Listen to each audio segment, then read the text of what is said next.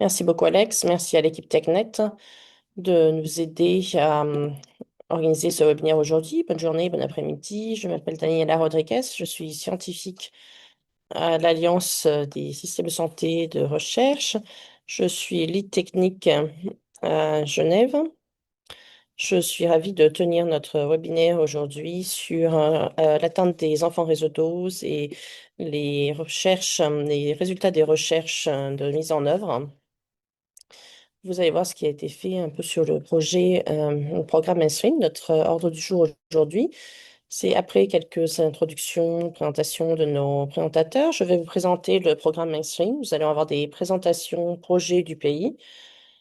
Et ensuite, nous allons avoir quelques réflexions des personnes qui s'occupent d'élaborer les politiques. Enfin, nous aurons des questions et réponses, quelques remarques pour de fermeture. Comme l'a dit Alex, si vous avez des questions techniques, n'hésitez pas à les mettre dans le chat. Si vous en avez sur le contenu, mettez-les dans les questions-réponses. Donc, tout d'abord, je voudrais vous présenter nos fantastiques présentateurs pour aujourd'hui. Comme je disais, je suis Daniela Rodriguez. Je vous rejoins de Genève, de l'Alliance pour les systèmes recherche. Vous allez voir en rouge, ce sont les présentateurs pays. Donc, nous allons commencer avec Bokolan, qui est de Ama Santé au Cameroun, qui est un professionnel de la santé et épidémiologiste basé au Cameroun avec beaucoup d'expérience sur les maladies infectieuses, l'immunisation, la recherche des systèmes de santé. Il a un master en santé publique et un master en sciences biomédicales. Ensuite, nous allons entendre Dora Dazidi, qui est une épidémiologiste et médecin avec 14 ans d'expérience combinée, qui travaille au Ghana en ce moment comme personne centrale pour la supervision de l'évaluation. Elle fournit un leadership technique pour aider à la mise en œuvre des stratégies d'élimination du paludisme. Pour Madagascar, nous allons entendre Sylvester Bamanana, qui est un médecin qualifié, qui a également un diplôme en sciences économiques et sociales, qui a travaillé comme consultant ainsi que coordinateur pour les programmes d'accès aux États-Unis, l'amélioration de la santé maternelle. Pour le Malawi, nous avons Disha Kokorata, qui est un chercheur dynamique qui travaille sur le développement des capacités dans plusieurs secteurs de développement. Pour le Mozambique, nous avons docteur Lucia da Costa de Minera, qui est un médecin avec un master en santé publique et qui a son master de l'Université de Lisbonne. Elle apporte ses années d'expérience en scientifique. Elle est actuellement directrice scientifique dans un centre régional au Mozambique. Ensuite, nous allons entendre parler du Pakistan avec une architecte, artiste multimédia et curateur, curatrice hein, qui est évidemment une experte sur l'égalité entre les genres et l'action pour le climat. Notre notre preneur de décision au niveau des politiques en ce moment, c'est Jen Gozole, qui a des années d'expérience en immunisation, qui est gérante de programme intérim pour le ministère de la Santé au Malawi. Et enfin, nos remarques de fermeture sont données par mon collègue ici à l'OMS, Sylvester Malgay, qui travaille pour la couverture et l'équité, a également une expérience très étendue du renforcement des systèmes immunitaires et pour atteindre des enfants zéro dose en Afrique et en Asie. Voilà, ce sont nos présentateurs aujourd'hui. Maintenant, je vais prendre une minute pour vous parler du projet Mainstream. Notre but avec Mainstream, c'était de soutenir et d'améliorer l'apprentissage institutionnalisé. Par cela, je veux dire la mise en œuvre de la recherche d'un programme d'immunisation. Il y a un partenariat entre les programmes essentiels d'immunisation ici à l'OMS avec un bon financement de Gavi, selon la stratégie Gavi pour atteindre des enfants zéro dose dans les zones stratégiques. Notre approche reflète notre expérience collective. Des projets de recherche traditionnels sont là pour adresser les lacunes au niveau des politiques. Et donc, la façon dont nous travaillons, c'est avec différents instituts qui soutiennent une meilleure mise en œuvre en s'assurant que les constitutions ne sont pas seulement robustes, mais peuvent être traduites en recommandations qui peuvent être actionnées. C'est pour que les parties prenantes gèrent les priorités et aident les équipes de recherche locale pour générer des preuves, informer les politiques et prendre de meilleures décisions. C'est important de noter que l'Alliance pour la recherche travaille avec Gavi depuis longtemps, ainsi avec l'UNICEF depuis 2015, pour faire ce genre de recherche de mise en œuvre pour renforcer l'immunisation. Donc, c'est tout un historique d'expérience. La théorie de changement, pour analyser tout le programme, c'est pour apporter donc une livraison des vaccins qui soit renseignée par l'apprentissage. Donc d'abord, on doit penser aux capacités institutionnelles, que ce soit la mise en œuvre des recherches, l'engagement des parties prenantes, pour avoir des preuves, des données qui renforcent la livraison du programme. Et notre but principal, c'est d'améliorer les résultats et de créer un cycle virtueux. Notre objectif, deux objectifs vont être familiers pour ceux d'entre vous qui s'y connaissent dans les cycles des politiques. On va d'abord faire une évaluation des nains, des besoins, s'assurer de l'égalité au niveau local, hein. Permettre l'intégration de l'apprentissage et connecter cela au programme d'immunisation. Ensuite, après l'intégration de la recherche, il faut mettre à l'échelle le programme. Et pour cela, on veut améliorer l'utilisation des données, des apprentissages et améliorer la couverture immunitaire. Et la façon dont ce processus fonctionne, c'est que les instituts de mentorat ont un rôle justement pour mentorer et il faut que les parties prenantes réfléchissent, leur faire réfléchir à ce qui est un frein. Et donc, il y a des ateliers où des priorités sont identifiées. Ensuite, l'Institut de mentorat fait un appel ouvert pour des propositions pour qu'il y ait des équipes de recherche locales qui s'occupent de ces priorités de recherche, hein. Et ensuite, ils sélectionnent l'équipe de façon compétitive. Le plus gros du projet, ça a été de soutenir la mise en œuvre de ces projets. Donc, d'avoir un développement de protocoles lors d'ateliers avec des équipes qui s'occupent de la mise en œuvre, du mentorat, de la supervision. Et enfin, il faut travailler sur un plan d'action pour réviser donc ces conclusions avec les parties prenantes et réfléchir de façon jointe et voir comment avancer à l'avenir. Ce travail ne serait pas possible selon les instituts de mentorat dans les 6 pays différents. Au Cameroun, c'est le Centre pour le développement des bonnes pratiques en santé. Au Ghana, le Centre des politiques de santé et de recherche de la mise en œuvre de l'Université de santé et des sciences y aller. Madagascar, c'était l'Institut national de santé publique et communautaire. Au Malawi, l'Institut Blantyre pour les recherches dans la communauté. Au Mozambique, l'Institut national de Saoudé. Et au Pakistan, un partenariat entre l'Université de Gakhan et l'Institut national de santé. Donc, on peut voir ici que l'Institut de Mandora sont un mix, pas de juste d'académie, d'institutions académiques, mais aussi des agences de la santé publique, ainsi que d'autres ONG. Une des choses que les gens ne comprennent pas, qui est quelque chose que j'ai pu identifier dans tous ces pays, et on veut parler de ce processus, ainsi que des thèmes identifiés. Le processus était relativement standard hein, sur les pays. Et il faut qu'on regarde les données, qu'on moniteur les données. Et enfin, nous avons fait un atelier pour présenter aux parties prenantes. Enfin, les sujets ont été évalués selon les pays, de façon individuelle, en groupe ou dans des sessions plénières, hein. Et enfin, pour chacun de ces critères qui ont été appliqués de façon systématique, même si les critères variaient selon les pays pour qu'ils soient spécifiques au contexte, et afin de finaliser cela, l'Institut de mentorat organise des sujets par priorité avec les parties prenantes et ensuite publie ces sujets avec une proposition. Vous pouvez voir un exemple ici, par exemple au Mozambique, où ils ont évalué selon différents critères. En dessous, vous avez le Cameroun. On avait 6 sujets qui étaient sur tous les pays. Enfin, on a des pays géographiquement très divers.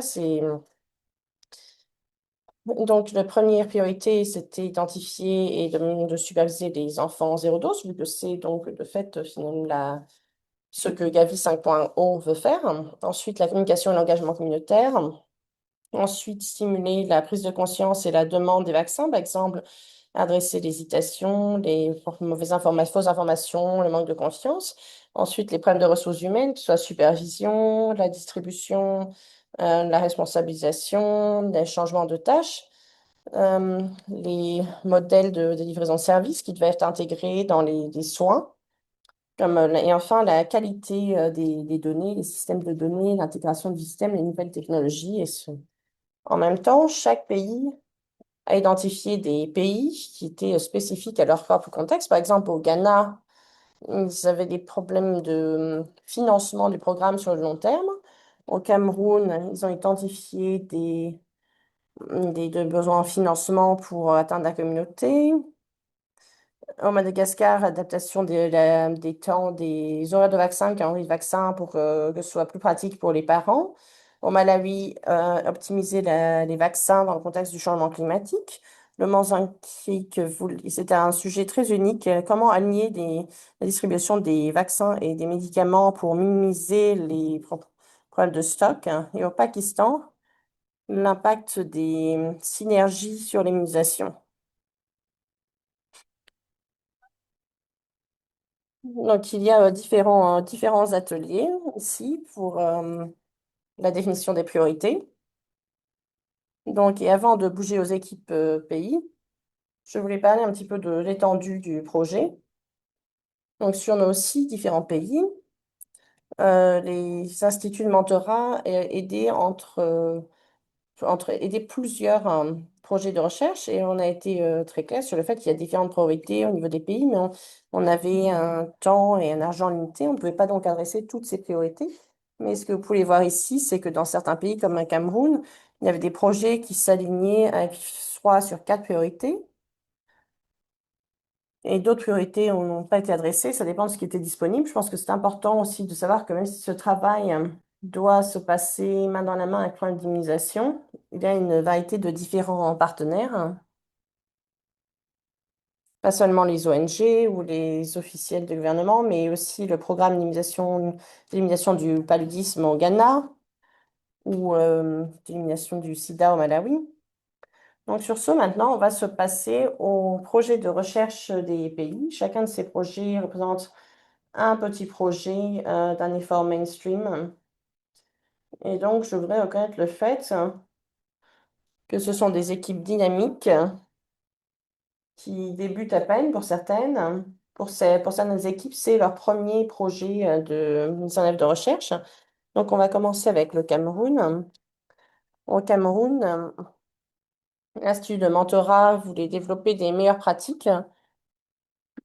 Et donc, cette équipe a soutenu 5 projets de recherche. Et aujourd'hui, on va entendre de Mama Santé sur les, les sages-femmes et la promotion des vaccins pour améliorer la couverture vaccinale.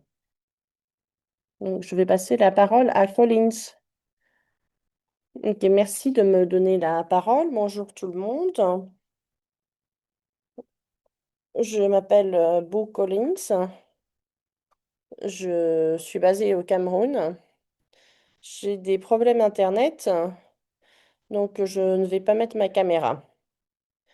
Je suis là pour partager l'impact régional euh, du projet MA Santé au Cameroun. Nous avons voulu promouvoir donc l'immunisation de routine dans le district de Koussery en impliquant plus les sages-femmes et les travailleurs de la santé communautaire et dans le but d'atteindre le plus possible d'enfants zéro dose. Donc, pour vraiment bien apprécier l'importance de ce projet, il faut déjà comprendre le contexte au Cameroun. Il faut connaître le contexte. Il y a de fortes disparités au niveau régional, même si les taux paraissent stables, hein, il y a de fortes inégalités. Donc, il y a par exemple des obstacles structurels, hein, comme par exemple des zones éloignées, des zones inondées, des problèmes socio-culturels, des problèmes d'hésitation qui créent des poches de gens non vaccinés. Donc, on a vu en juillet 2025, en faisant une étude, qu'il y avait des taux de couverture qui variaient très fortement. Par exemple, il y a eu des taux de BCG qui n'étaient que si bas que 2% avec des enfants en 0,12. Et ces enfants sont souvent invisibles, ça dépend du système. Ils vivent dans des communautés ou à distance et ça crée une barrière à l'accès. Et donc, c'est une réalité complète, complexe qu'il faut adresser.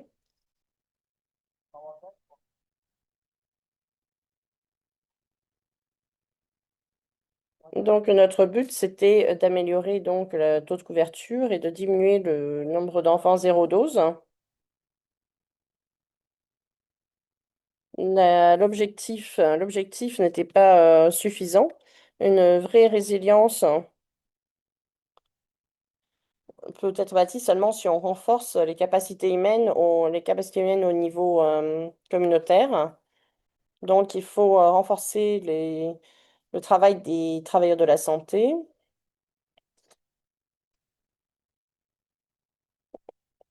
Donc, il faut les intégrer dans un écosystème en investissant au niveau local d'abord pour commencer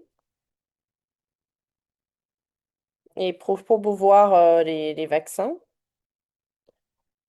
et s'assurer que c'est durable sur le long terme.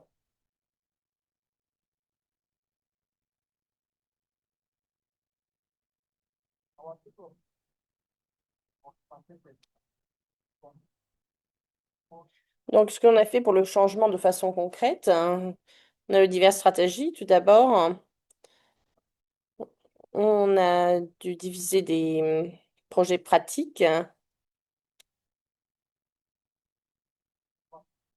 Donc, pas seulement se concentrer sur la vaccination, sur comment donner la vaccin, mais aussi la façon de communiquer, d'aller contre les rumeurs. Et enfin, on devait avoir des agents dans la communauté qui ont mené des visites à la maison. Ça fait que nous avons maintenant différents membres de la communauté. On engage les hommes, on engage les membres de la communauté pour adresser le problème de la prise de décision dans les foyers en utilisant des outils très simples comme des feuilles pour renvoyer vers des spécialistes. On a identifié et envoyé 180 enfants zéro dose pour se faire vacciner. 176 ont été vaccinés, c'est 97,8%. Et enfin, renforcer le lien entre la communauté et les installations de santé. C'est un effort très, très incentif. Donc, notre parcours a commencé en juin 2025 pour identifier nos points d'entrée. En juillet et en août, on a continué nos formations. Et en septembre, c'était le pic de la mise en œuvre avec des activités de collecte de données. En novembre, on a fait une évaluation avec des données mixtes pour essayer de capturer le champ total de l'impact.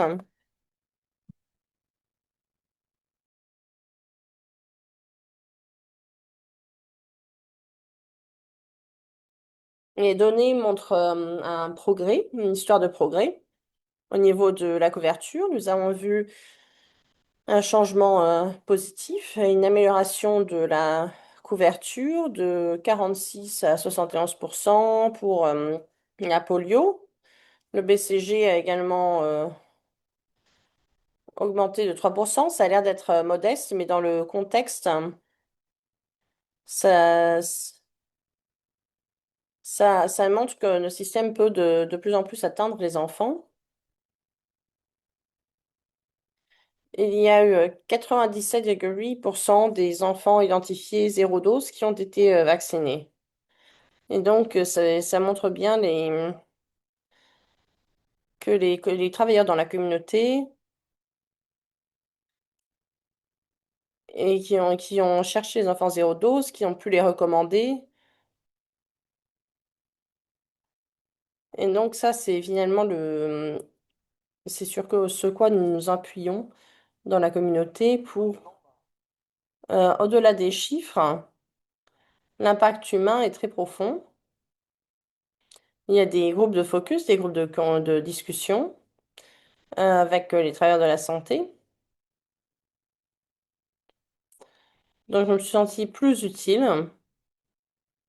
Euh, Vous pouvez peut-être nous écouter, on est plus écoutés maintenant. Cela améliore le respect, l'écoute. Nous avons également appris quelques leçons critiques très importantes. Par exemple, qu'il faut une supervision régulière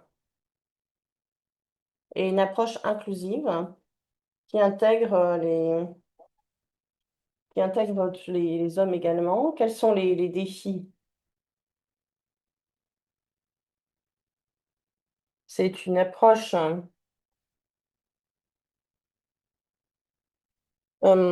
avec il y a eu des problèmes de logistique pendant la saison des pluies. Et ce qui est important, c'est qu'on ait un écosystème dynamique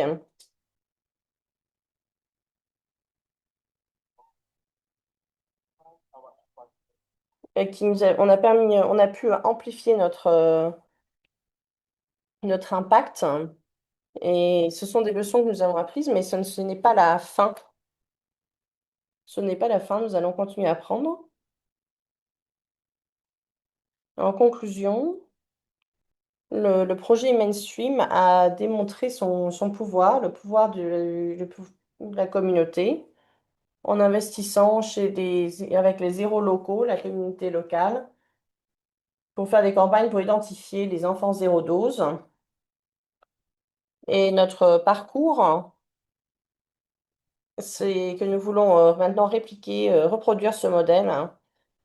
Et on voudrait exprimer notre gratitude à toutes les communautés, à nos partenaires au Cameroun et à notre public. Merci beaucoup pour votre engagement. Merci. Merci beaucoup, Bo Collins, de nous avoir apporté ces leçons de travail dans les districts santé au Cameroun. Donc, nous avons ce projet de mise en œuvre au Ghana. Le centre pour la santé, c'était un institut de mentorat pour le pays. Nous allons entendre parler du programme d'élimination du paludisme qui adresse les obstacles et pour vacciner les enfants de moins de 5 ans. Je vais passer la parole à Dora Dazi.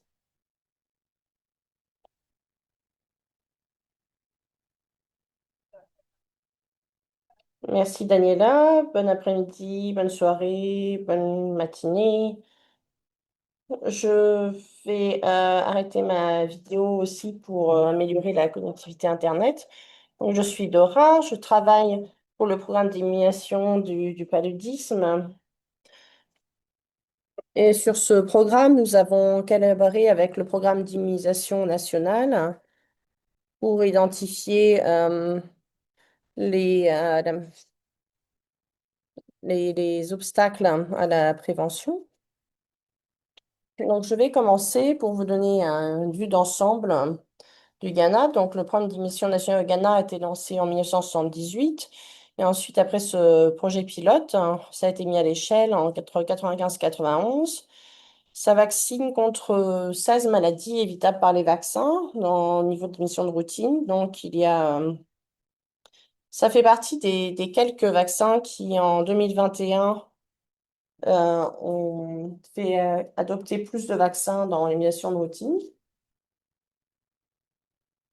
Cela inclut également des services dans la communauté, des cliniques mobiles, des campagnes d'immunisation.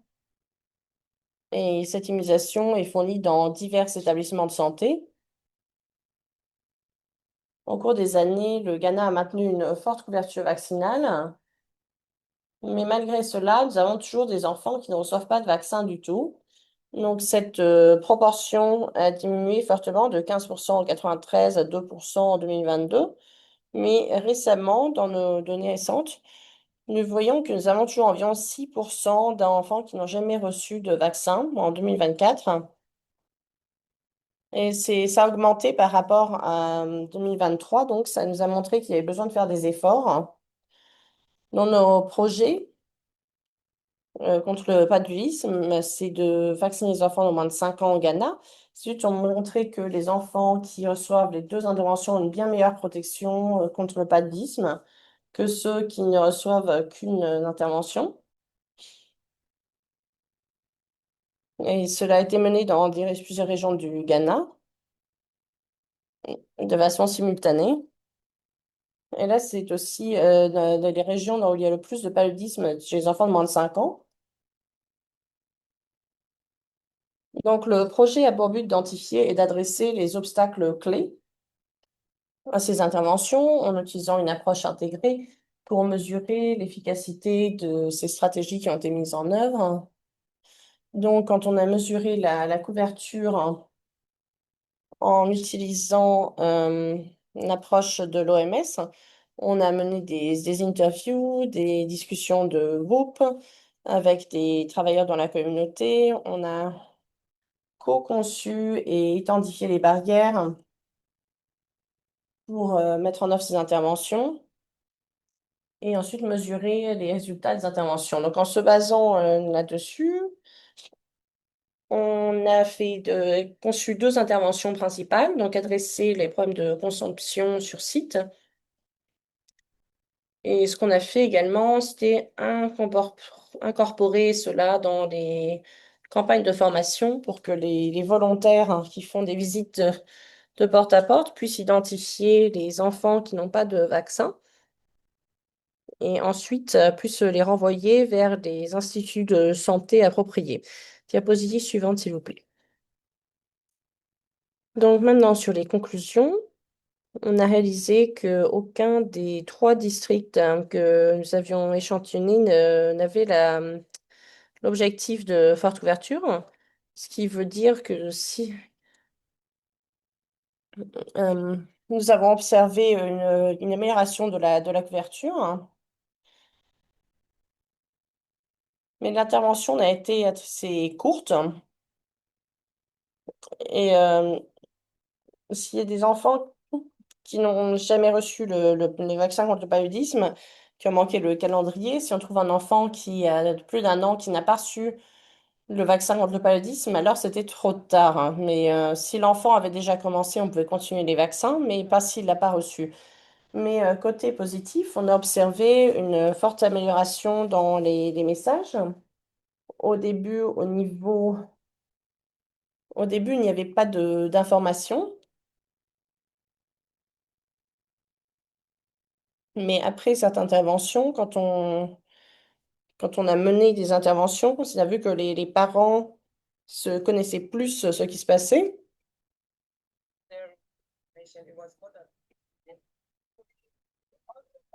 Essentiellement, on a découvert qu'il est,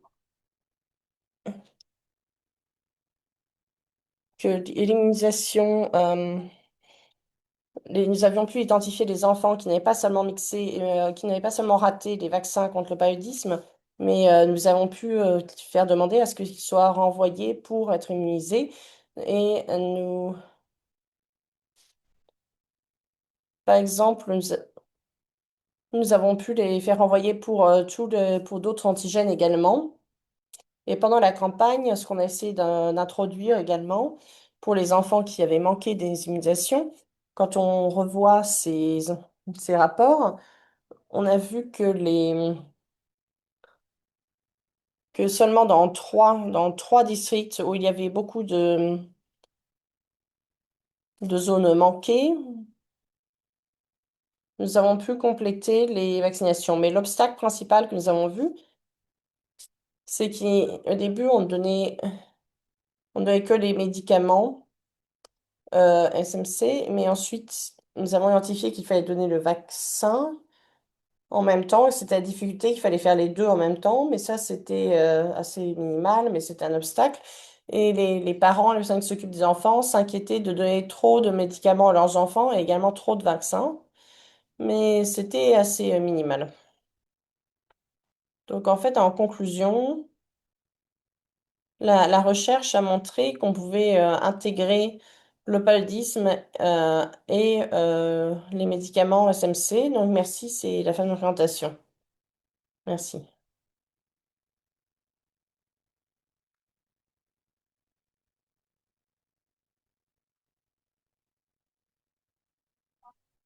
Ok, merci, merci. Donc maintenant, c'était une nouvelle introduction justement de vaccins et nous avons vu comment ça pouvait être justement intégré à d'autres services pour atteindre notre objectif. Et maintenant, on va entendre parler de Madagascar. Et là, l'Institut de Mentorat, c'était l'Institut pour la santé communautaire. Euh, donc, il y avait des cibles géographiques qui étaient très précises ainsi qu'un but au niveau national. Nous allons entendre parler Bemana Sylvestre qui va nous parler justement du changement de calendrier d'horaire pour les vaccins pour faire vacciner les enfants 0 dose à Madagascar. Sylvestre, la parole est à vous. Merci beaucoup, Daniela. Comme Daniela l'a présenté auparavant, je me nomme Sylvestre Biman. Je suis l'investigateur principal du groupe BHS, un groupe de consultants multidisciplinaires spécialisés donc dans la recherche en sciences sociales et économiques et aussi en santé publique. C'est un réel plaisir d'être parmi vous aujourd'hui pour présenter donc actuellement sur l'amélioration de l'accès à la vaccination des enfants zéro grâce à des plages temporelles plus adaptées aux activités communautaires et plus flexibles. Donc, ce projet a été piloté par l'Institut national de santé publique et communautaire à Madagascar avec l'appui des différents partenaires techniques et financiers groupés dans le consortium Mainstream. La présentation se structure en 4 points. En premier, le contexte des 012 à Madagascar, suivi par les approches de notre projet, les réalisations, pour terminer donc par les prochaines étapes. Pour qu'on garde la qualité acceptable du son, permettez-moi, mesdames et messieurs, donc d'éteindre ma caméra. Next, please.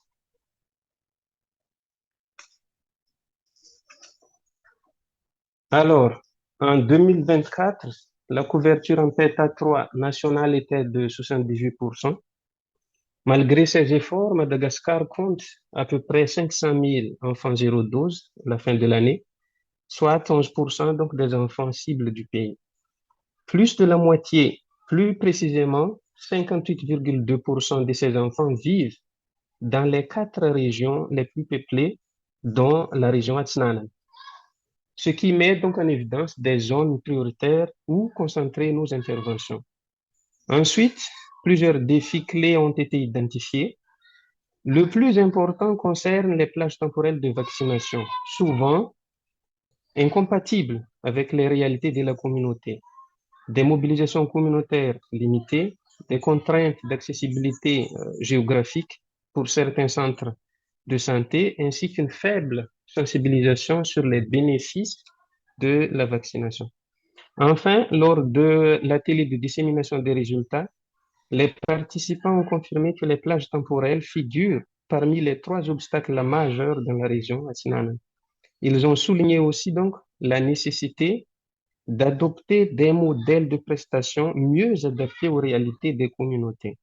En résumé, 3 leviers apparaissent clairement, à savoir l'accès, l'adaptation des plages temporelles et la mobilisation communautaire. Ce sont eux qui permettront donc de réduire de manière significative, dans le long terme, le nombre d'enfants 0-12. Next.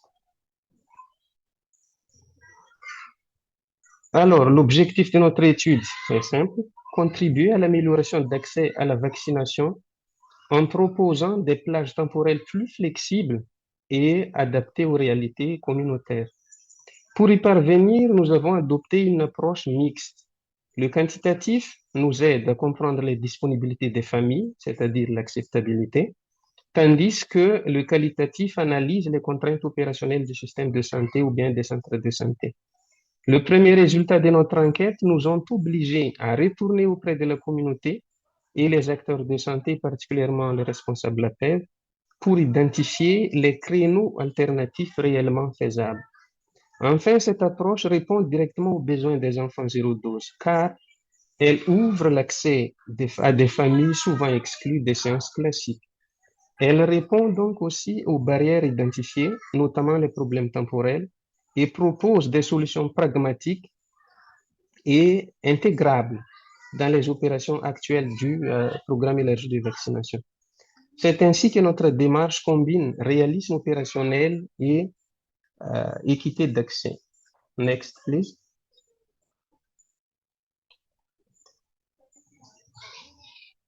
Alors, pour terminer, voici le résumé de ce que nous avons réalisé, les principaux résultats, les défis rencontrés et les prochaines étapes. D'abord, nous avons collecté les données dans 2 districts auprès de la communauté, mené une évaluation opérationnelle des centres de santé. Cela nous a permis donc de comprendre à la fois les contraintes réelles du système de santé local et les attentes des familles. L'un des points les plus marquants de nos résultats est la forte acceptabilité des plages temporelles. L'adhésion passe de 55,6% à 86,1%. Nous avons aussi identifié les créneaux les plus demandés, à savoir les week-ends et les jours de marché. Sur cette base, un modèle de vaccination flexible a été donc proposé aux responsables du PEV. Du côté des défis, plusieurs points demeurent: l'alignement des horaires de travail du personnel de santé, les ressources, que ce soit humaines et logistiques, restent encore limitées, l'absence de cadre budgétaire clair dans certains CSB et parfois une résistance même au changement. Donc, pour la suite, nous prévoyons un pilotage dans les districts prioritaires, l'intégration progressive du modèle dans les opérations du PEV et des échanges avec les autorités sur l'échelle et la durabilité du projet. Si ce pilote réussit, il pourrait ouvrir donc la voie à un modèle national de vaccination plus flexible. Voilà où nous en sommes et où nous allons. Mesdames et messieurs, c'est ainsi que notre présentation s'achève. Je vous remercie. Maintenant, je vais repasser la parole au Malawi, où l'Institut de mentorat a soutenu 3 différents projets. Et nous allons entendre parler du COUPESA projet. Merci beaucoup, Daniela, pour cette présentation. Je suis ravie d'être là pour présenter le projet COUPESA. COUPESA, c'est en langue locale. Ça veut dire trouver, dans ce contexte, donc c'est trouver les enfants 0-12. Ça a été mis en œuvre au Malawi, en particulier, ça a été mis en œuvre en même temps que le programme national d'immunisation par le ministère de la Santé. Diapositive suivante.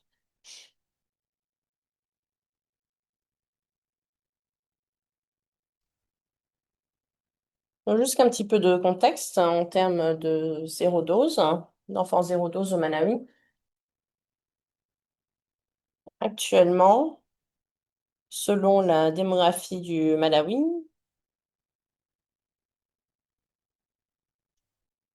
la couverture vaccinale a décliné de 82% en 92 à 67% en 2024. Et quand on regarde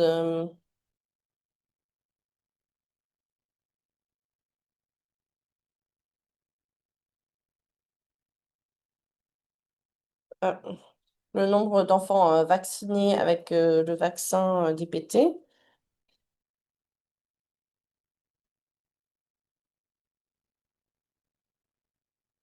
Ils sont assez difficiles de fait à trouver, en particulier ce projet particulier. Le but en était d'identifier ces enfants zéro dose. Comment est-ce qu'on collecte les données sur les enfants zéro dose? Donc, ça présente un potentiel immunitaire pour différentes régions qui ont développé des épidémies. Actuellement, selon la démographie du Malawi en 2024, environ 1% des enfants n'a pas reçu de vaccin du tout. Et ça va de 0 à 11,5% au Malawi. En particulier, dans le NCHE, là où on a mis en œuvre le projet, 3,6% d'enfants n'ont pas reçu de vaccin du tout. Et en utilisant les priorités, en utilisant des données démographiques du Malawi à partir de 2016, nous avons pu cartographier et voir où étaient les enfants zéro dose. On a pu essayer de prévoir en utilisant les données et on a utilisé ça pour valider donc la méthodologie qui a été utilisée en termes d'identification des enfants zéro dose. Diapositive suivante.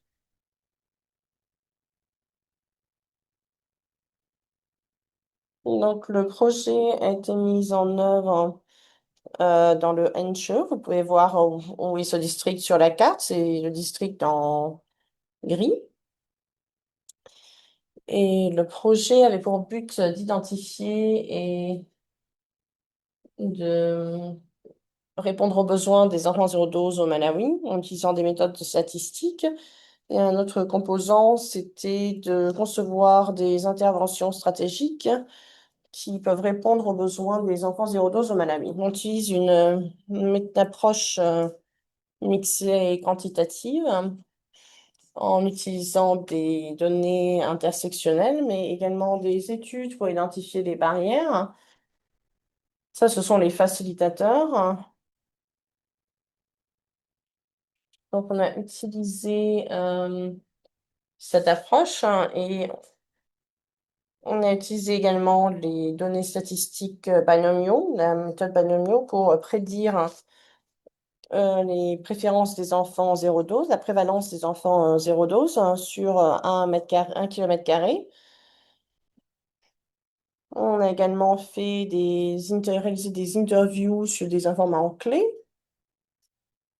sur les enfants zéro dose, sur les leaders, ce qui inclut les leaders traditionnels ainsi que les leaders religieux, les fournisseurs de services.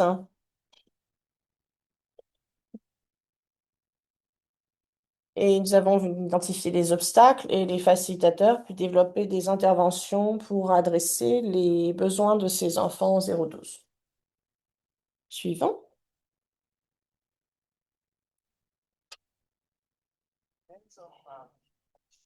En termes de succès, l'étude a révélé qu'environ 1,6% des enfants, c'était la prévalence générale, et ça va de 1% à 19%. L'étude a suggéré également l'âge des parents, des personnes qui s'occupent d'enfants, de plus de 35 ans, que ça augmentait le risque d'avoir des enfants en zéro dose. La religion était un prédicteur et aussi le fait de ne pas être marié, qui a tendance à être un prédicteur aussi. Parce que les mariages, c'est d'avoir le mariage, avoir une union, généralement, c'est au contraire un protecteur, hein, ça évite les enfants zéro dose. On a ajusté notre modèle statistique, on a produit des cartes de haute résolution sur des 1 km² pour identifier les points chauds dans le nord et dans le sud. Comme vous pouvez le voir à votre droite, ça prédit la prévalence au NCE. En utilisant cette approche,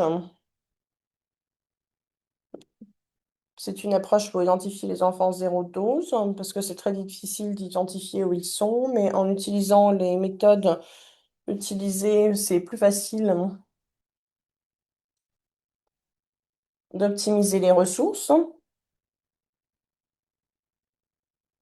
Et pour s'appuyer sur les interventions qui arrivent, nous avons identifié donc des barrières également. Pourquoi nous avons des enfants 0-12?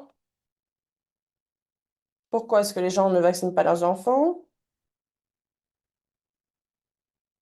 Il y a par exemple peur du vaccin, à des effets secondaires et aussi parfois le fait qu'ils ne sont pas sûrs que les vaccins soient importants.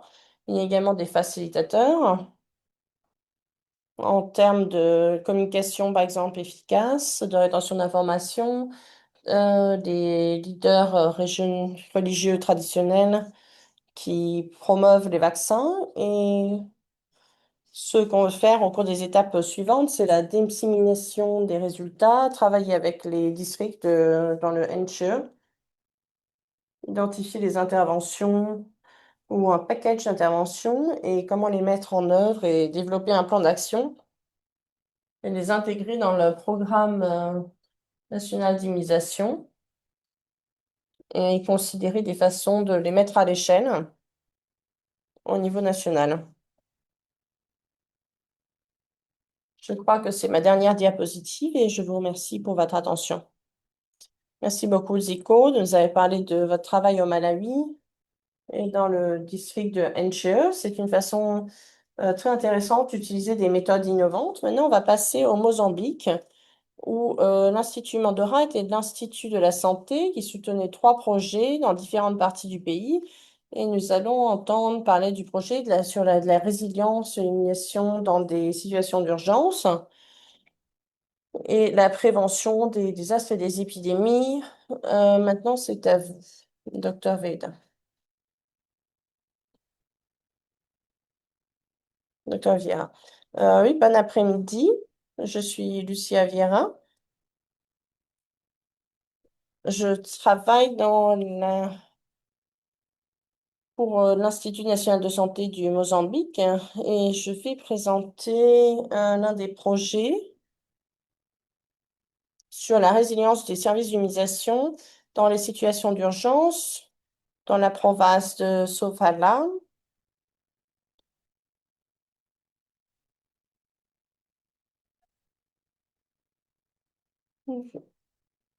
Donc, le but de cette étude, c'était d'analyser la résilience du programme étendu d'immunisation pendant les cyclones et la pandémie de COVID-19 dans la province de Sofala pendant la période de 2016 à 2025.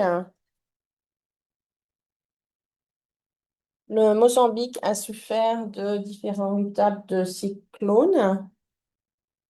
Donc, il y en a eu un en 2019, Chalan en 2020, Héloïse en 2021. Et ça a eu un impact sur les provisions en matière de santé, en particulier les services de vaccination. Le design de cette étude, c'était des séries de temps interrompus. Donc, avant, après et durant. Et la période d'urgence, 2 ans après, en 2021, 2019 et 2021. Et ensuite, il y a les périodes après l'urgence, par exemple, donc en 2022 et 2020, 2025. Donc, ce sont des périodes qui sont considérées comme post-urgence. L'étude de la population a été faite sur les enfants entre 0 et 23 mois. Et pour les interviews, nous avons fait encore une autre étude. C'était la population à ce moment, c'était les professionnels de la santé et les leaders de la communauté. Et le point focal, c'était ça. Et pour les sources de données, pour les données quantitatives, on a utilisé le système d'information de santé pour la supervision et l'évaluation du ministère de la Santé. Et on a également conduit des interviews en profondeur. Pour l'analyse des données, pour la partie quantitative, on a utilisé la couverture vaccinale, l'édition de la couverture vaccinale. Et pour le côté qualitatif, une analyse de contenu. Pour nos résultats, on analyse donc les résultats des systèmes de santé sur la rougeole, l'hépatite, les oreillons. On a vu par exemple la ligne montre c'est ce à quoi on s'attend en cas d'événements extrêmes. Et en analyse solide, on a montré ce qui se passait pendant la période d'analyse, pendant la période de couverture vaccinale. Dans tous les vaccins, il y a eu un déclin de la couverture pendant les périodes d'urgence et aussi après la période d'urgence.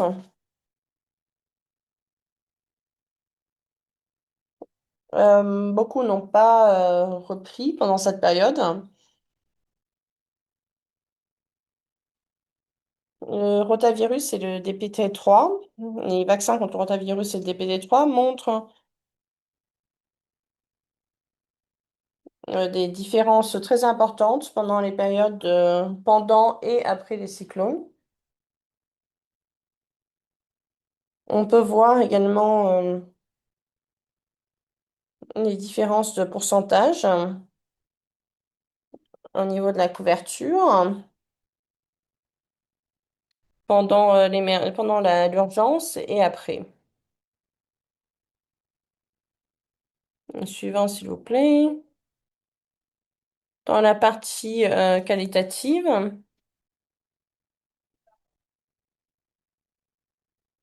on, on utilise la capacité définie par l'OMS sur la résilience, qui est mesurée pour voir quelle était la préparation et à quel point c'était robuste, l'adaptation et la reprise.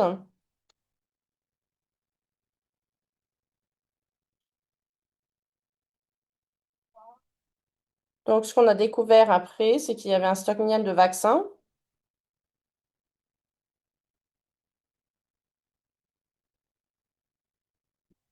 Voir ce qui était possible de faire, le type de communication avant l'événement.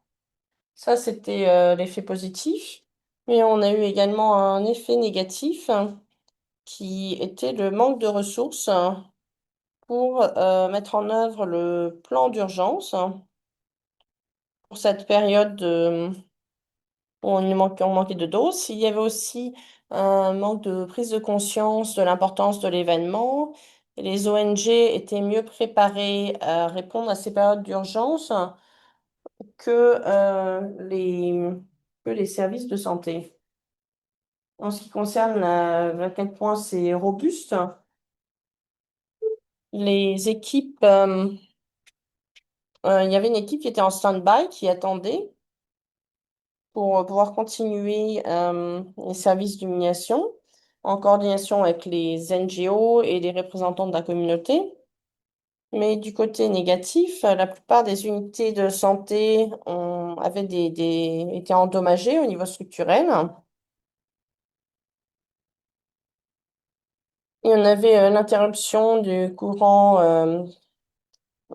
de l'électricité pendant plus de 2 semaines. et les panneaux solaires ont été également endommagés. Il y a également des limites logistiques à certaines activités, comme par exemple au niveau des transports, au niveau de l'essence, le fait que les routes étaient endommagées ou inondées. Au niveau de l'adaptation, les équipes ont utilisé des brigades de vaccination en utilisant des sources alternatives, par exemple pour l'électricité, comme euh, des usines avec des générateurs ou des chaînes du froid qui durent plus longtemps, en innovant, par exemple, en vaccinant des endroits de relocation ou porte-à-porte ou dans les instituts de santé intégrés. Dans les négatifs, on a le mouvement de la population et une forte portion des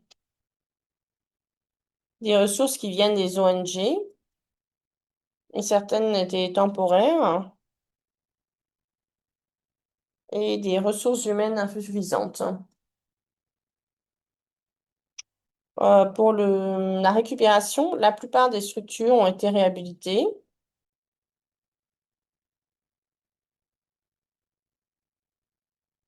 Les activités sont retournées à la normale.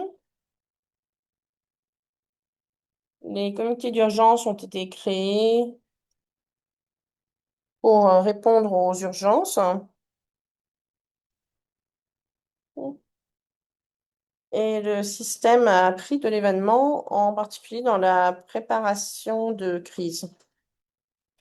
Les facteurs négatifs, c'était les ruptures de stock de certains vaccins, comme le BCG, le pentavalent, le rotavirus, hein, dans la période d'après l'urgence.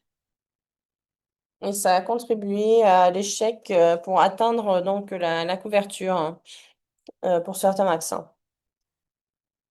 Suivant, s'il vous plaît. Pour les conclusions et les recommandations,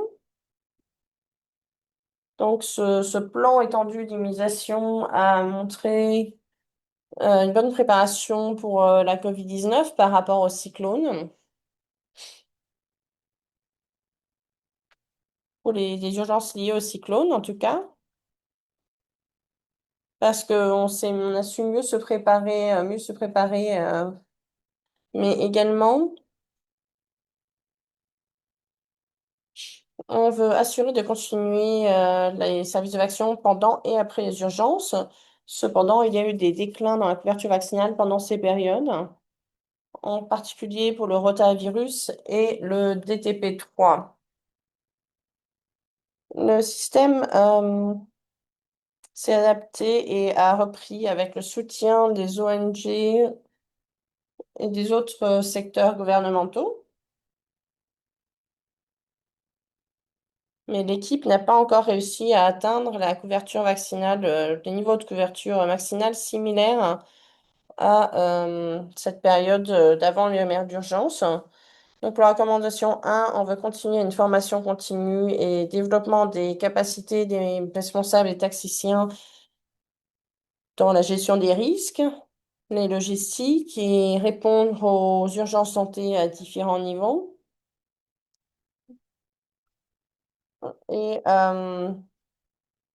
former donc les locaux et les leaders communautaires pour planifier les activités. Et je vous remercie. Et nous avons présenté nos résultats dans les districts et au ministère de la Santé pour les informer des résultats que nous avons et de comment ils peuvent mieux gérer les urgences à venir. Merci beaucoup, docteur Vieira. Maintenant, on va attendre un projet totalement différent au Pakistan. Ici, l'Institut de monitorat a été l'université en partenariat avec l'Institut national de la santé. Ce qu'on va entendre aujourd'hui, c'est très différent.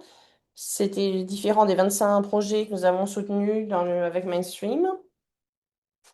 Donc, c'était pour renforcer donc, le bien-être de la force de travail au Pakistan.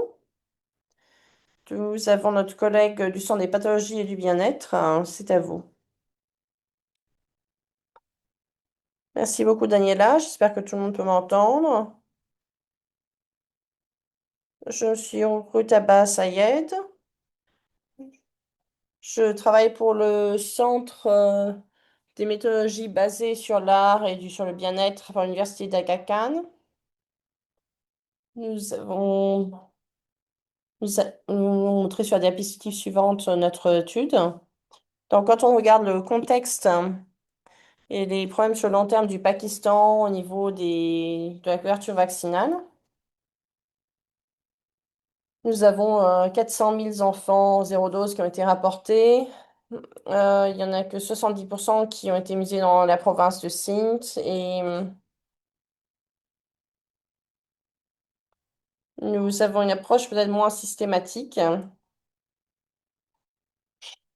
Il y a des facteurs socio-culturels qui influent beaucoup, mais les personnes qui donnent des vaccins également, il y a des problèmes de communication entre eux et la population.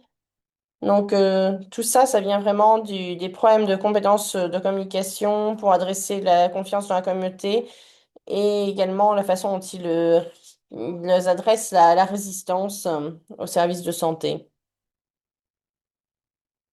Donc, Mouktari, c'est un projet, ça veut dire aussi plaidoyer. C'est notre projet Mouktari, c'est un projet pilote qui renforce les capacités techniques et émotionnelles des vaccinateurs en adressant donc la tendance au burn-out des personnes qui vaccinent au travers de compétences de résilience et également leur apprendre à répondre à l'hésitation et les vaccins pour améliorer la confiance. Donc, le but, c'est de comprendre les différents facteurs, savoir pourquoi les gens comprennent ça et également d'intégrer cela dans notre espace. C'était un projet seulement de 6 mois. Nous travaillions avec le programme national d'immunisation. C'était un co-design de mise en œuvre avec c'était un design vraiment expérimental avec 45 groupes d'intervention, 400 groupes de contrôle. On ne voulait pas seulement évaluer la capacité à bien performer, mais également la capacité à se sentir mieux parce que c'est très important. Donc, on a regardé différentes études dans les foyers, une évaluation de la microplanification, le taux de présentation.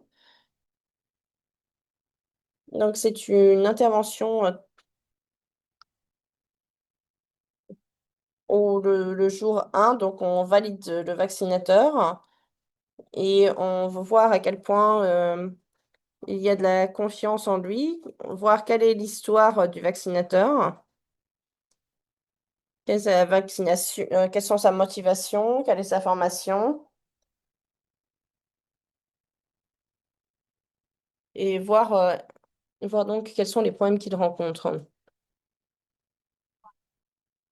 Et donc les conclusions et les succès que nous avons eus, ce sont des résultats très prometteurs avec le cadre de travail qu'on a utilisé.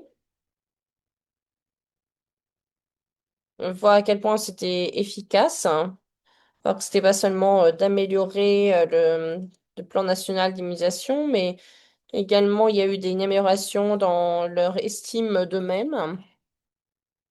Euh, Ça a été évalué selon différents points. Il y a eu également une réduction dans les foyers qui ne se présentent pas parmi les groupes d'intervention. Il y a eu une amélioration également dans le taux de présentation de la personne qui vaccine de 89 à 91%, donc une amélioration de 8%. Nous avons eu une 6 mois que nous avions amélioré de la prise de conscience aussi de plusieurs pourcents. Ap- Après, c'était très motivant pour nous de voir cette augmentation. Et ça a permis de considérer la suite de comment nous allons considérer les événements. Donc, nous allons faire une deuxième partie de ce projet et ils vont que les vaccinateurs aient confiance dans le système et ainsi améliorer l'adoption du vaccin. On a pu atteindre toutes les personnes qui vaccinent grâce à ça. Donc, ce qui est quelque chose de très intéressant qui est sorti de ceci, c'est les données que nous avons collectées. Donc, chaque, euh, chaque peinture a été faite par une personne qui vaccine. Ils avaient parfois l'impression qu'ils ne faisaient pas bien leur travail. Donc, on a vu que chaque peinture, chaque effectué nous a permis de faire une analyse.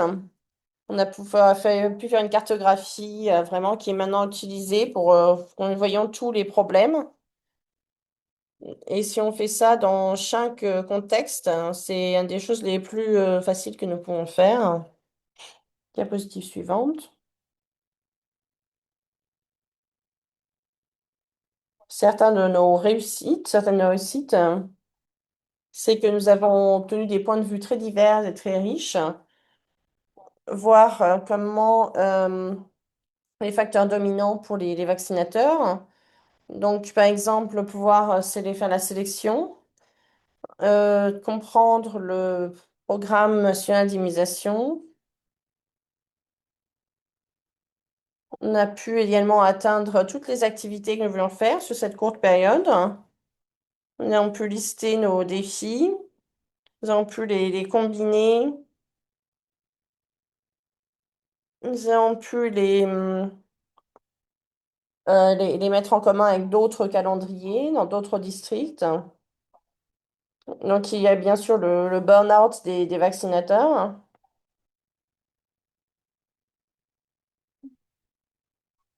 Donc, les étapes suivantes. Donc, intégrer cela dans la formation du vaccinateur.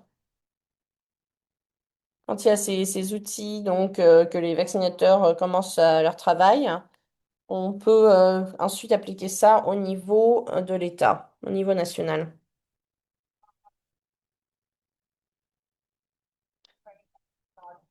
Donc, ça, c'est très concentré sur l'épidémiologie. Mais je veux quand même aussi pointer qu'il faut considérer l'élimination de façon très holistique à ce niveau, parce qu'on parle de vaccins. On dit les vaccins ne sauvent pas des vies, c'est la vaccination qui le fait. Et ça peut être atteint de façon très créative également. Merci. Merci beaucoup. Et sur ce, je vais commencer à partager mon écran pour pouvoir amener Dr. Chenzolé pour nous parler de diverses perspectives. Je voudrais juste dire que c'est très intéressant, la diversité des projets ici. On a vu des projets qui ont engagé des travailleurs de la santé, qui ont adressé les défis, qui rencontrent sur le terrain, comment développer des partenariats avec d'autres entités, avec le ministère de la Santé, avec d'autres secteurs, avec les ONG, dans des contextes d'urgence, utiliser des nouvelles méthodes innovantes.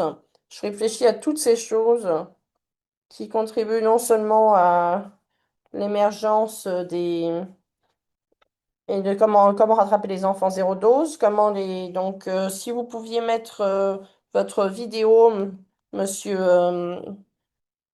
nous allons voir ce que ça veut dire pour les diverses perspectives. Vous parlez de l'intégration de ce travail hein, dans les efforts au Malawi et peut-être les efforts d'autres personnes. Oui, merci beaucoup, Daniela. Et ici, nous voyons la recherche pas comme une activité séparée, mais comme des activités d'adaptation également. En tant que pays, nous intégrons diverses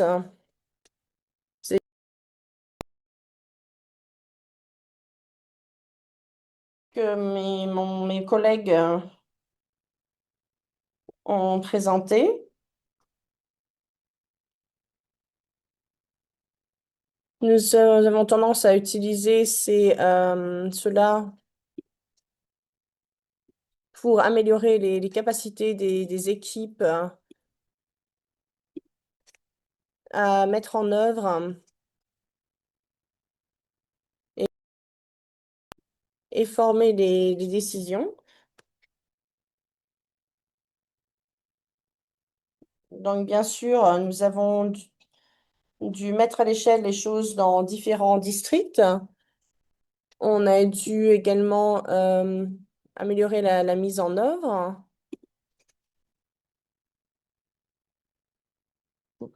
juste pour créer une amélioration continue, pour faire de l'immunisation un succès, pour que ce soit plus durable. Merci. Et je pensais que ce serait peut-être bien si vous nous disiez, si nous parlez des idées de recherche sur les lacunes en matière de politique et s'assurer que les chercheurs travaillent sur des... Je ne suis pas naïve. Le fait que les personnes qui travaillent sur les programmes nationaux, au niveau national, au niveau infranational, je sais que vous êtes très, très occupés, que vous avez beaucoup à faire régulièrement. Donc, de quoi vous avez besoin pour vous engager sur un projet comme ça? Je pense que c'est peut-être une charge supplémentaire. Donc, qu'est-ce qui marche pour vous? Qu'est-ce qui ne marche pas? Quels sont les futurs projets qui fonctionnent pour vous? Oui, de fait, Daniela, oui. S'engager dans beaucoup de projets comme Mainstream. Le projet Mainstream, c'est mon truc, c'est que de travailler sur divers secteurs. Et nous devons nous engager à différents niveaux. Nous devons visiter, développer différents programmes. Donc, ajouter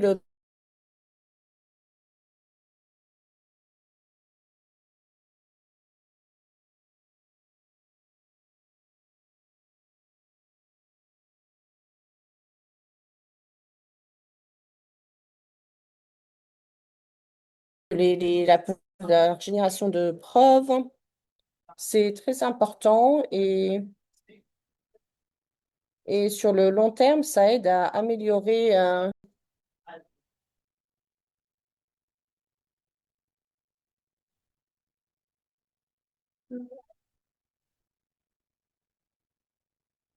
Est-ce que vous m'entendez bien?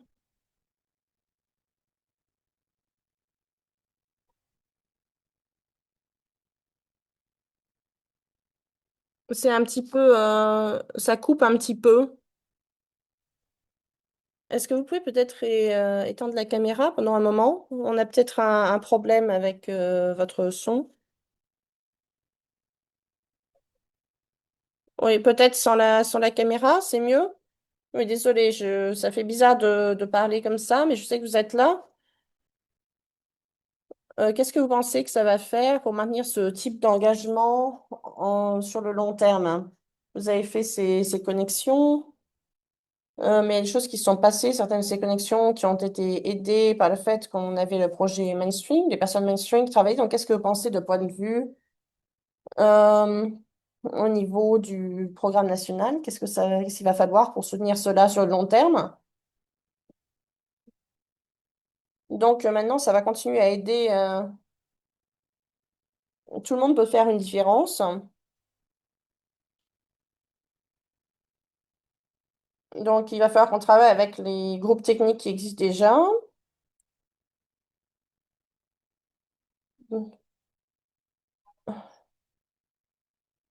On a également besoin de financement pour que ce soit durable.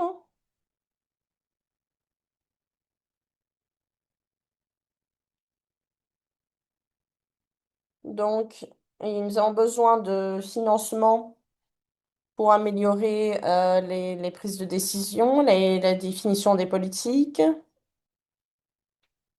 Tout ça, il faut que ce soit efficace, donc il faut qu'on alloue du financement. Et pour aider à la transition justement vers le programme national d'immunisation, une des choses dont on a besoin, c'est la confiance.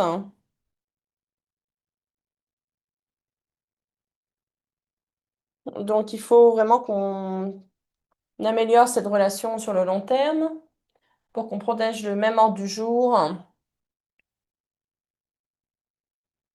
et pour améliorer la stabilité du programme. Une chose dont on a besoin, c'est également de recevoir des retours. On a besoin de retours euh, pour savoir comment pour améliorer les choses. Et comme je l'ai mentionné plus tôt, il faut qu'on institutionnalise cela, qu'on institutionnalise notre plateforme. Merci beaucoup. Merci beaucoup, Jane. Je vois qu'il y a des questions qui sont venues pour les questions-réponses, mais qu'il y a déjà des réponses qui ont été données. Il y a une question pour Madagascar. Ah, je vois qu'il y a une question pour l'équipe de Madagascar, une pour l'équipe du Pakistan, et je crois qu'il y a une question ouverte maintenant, à laquelle une réponse est en train d'être apportée au niveau logistique. Tico, je vois que vous avez commencé à taper une réponse. Je ne sais pas si vous voulez également le dire à l'oral.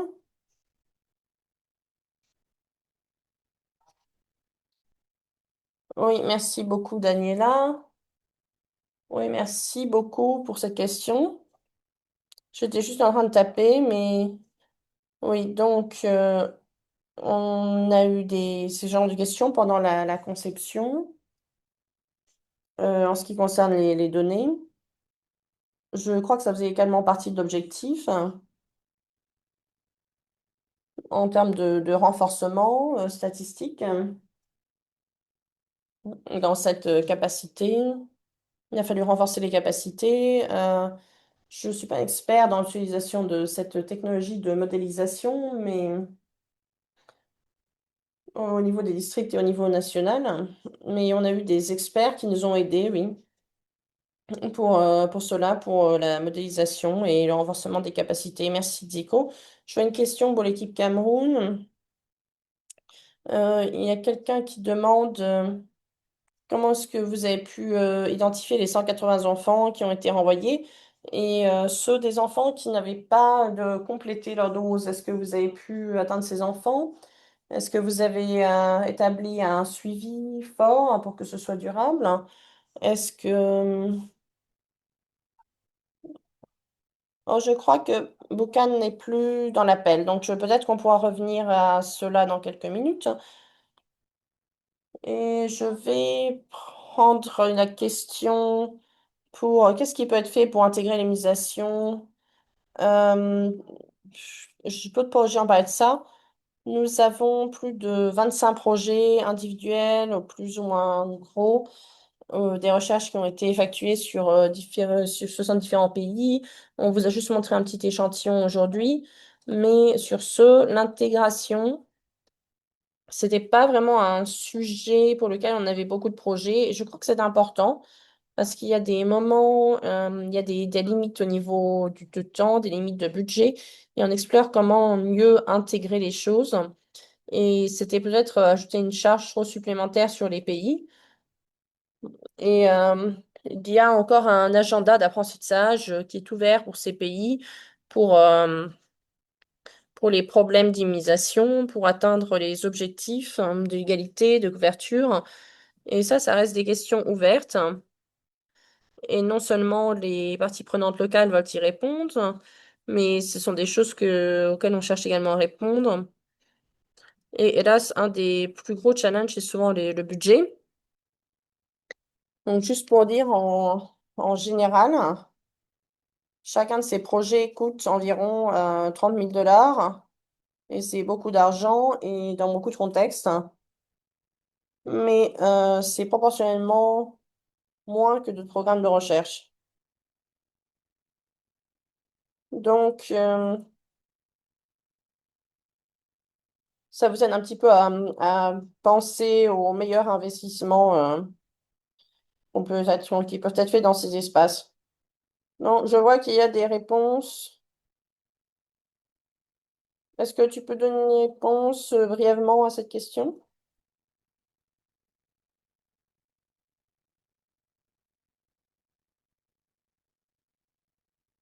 Non, on l'a à nouveau perdu. Bon, j'espère qu'il pourra venir pour taper sa réponse, mais sur ce, on arrive à la fin du webinaire et je vais passer la parole à mon ami et collègue Sylvestre, qui travaille à l'OMS, qui va faire quelques remarques de fermeture. Sylvestre, c'est à vous. Oui, merci beaucoup Daniela, merci beaucoup à tous les collègues. C'était très intéressant d'entendre tous les points de vue.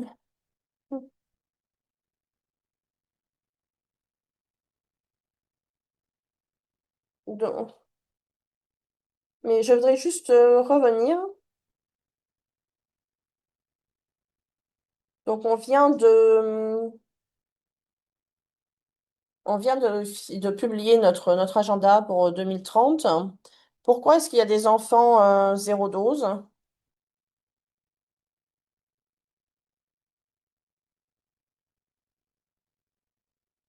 Qu'est-ce qu'on veut dire par zéro dose?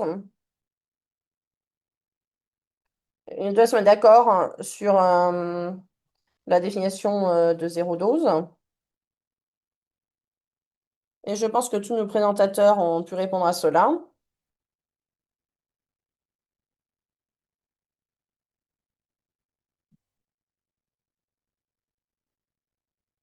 Donc pourquoi, où est-ce qu'on trouve les enfants zéro dose? Déjà, on les trouve, par exemple, nos collègues du Pakistan a mentionné divers obstacles hein, pour les trouver. Et c'est parce qu'il y a, par exemple, on peut essayer de les atteindre comment? On peut les atteindre en les ayant au marché, par exemple. Les heures de travail normales euh, ne fonctionnent pas toujours. Dans beaucoup de pays, je crois que c'est... Je pense que si on a des études expertes qui sont préparées, il y a- par exemple, dans les pays d'Afrique, on a plus de 50% des enfants non vaccinés au niveau mondial. Hein.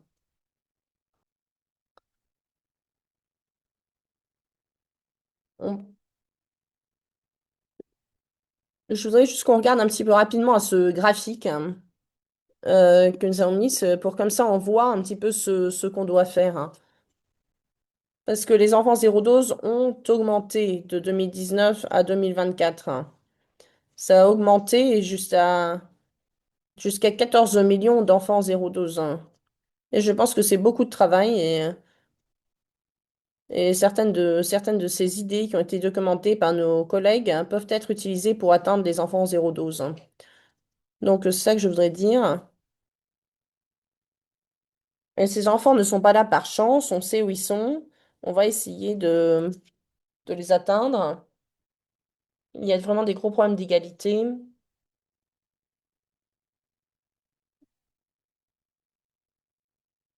Et par exemple, il y a des enfants dont la mère n'a pas reçu de soins prénataux.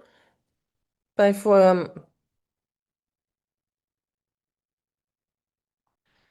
je suis contente que vous ayez mentionné également le coût des enfants zéro dose dans ces études de cas. On sait qu'en 2026, on va avoir des contraintes au niveau du financement dans divers pays.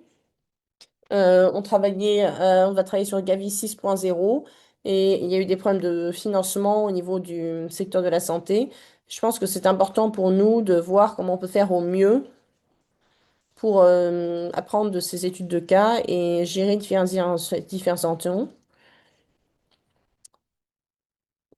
Et on doit travailler vraiment sur la santé et les qualités. Je pense que c'est important de dire que l'argent dépensé pour les enfants zéro dose, c'est quelque chose c'est de l'argent bien dépensé. Et Je pense pour nous, donc là sur la durabilité au niveau de l'immunisation,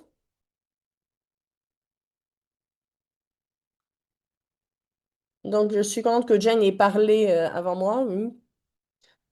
On ne parle pas seulement au niveau mondial, mais on doit parler au niveau infranational, collègues, communautés, etc. Mais il y a tellement de choses que nous devons étudier.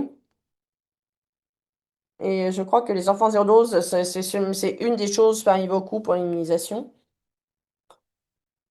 On a des épidémies, on a des conflits, mais ma collègue à Madagascar a mentionné les cyclones. Qu'est-ce qu'on peut faire pour répondre à ces urgences? Et je pense qu'on doit s'appuyer sur ces investissements. Diapositive suivante.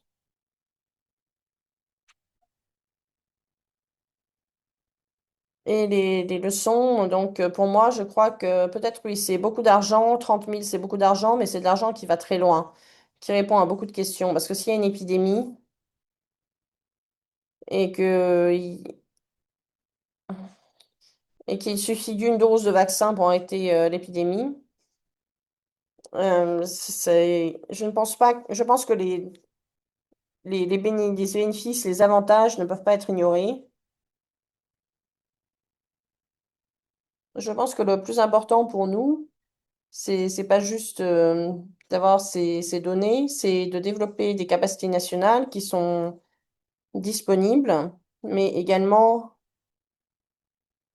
améliorer la capacité nationale pour améliorer l'immunisation.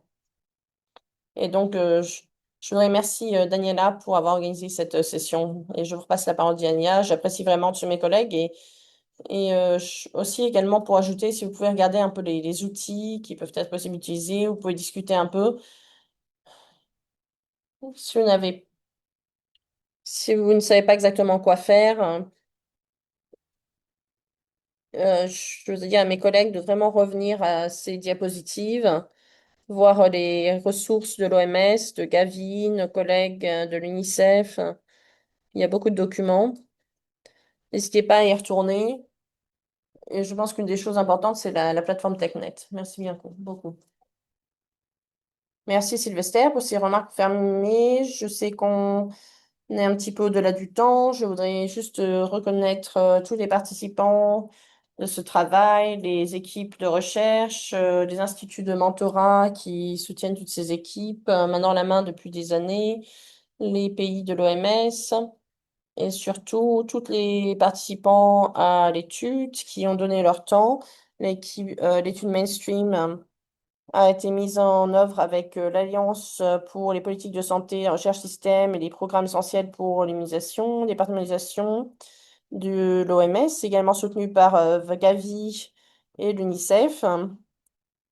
Nous avons pu mener cela grâce à la coopération de diverses agences pour la coopération. Nous vous remercions beaucoup de votre temps et d'avoir assisté à ceci aujourd'hui, en espérant que vous gagnez les yeux ouverts sur ce projet, sur nos plateformes diverses et on espère entendre parler de vous. Merci et un bon reste de l'année pour vous. Au revoir. Merci Daniela. Au revoir.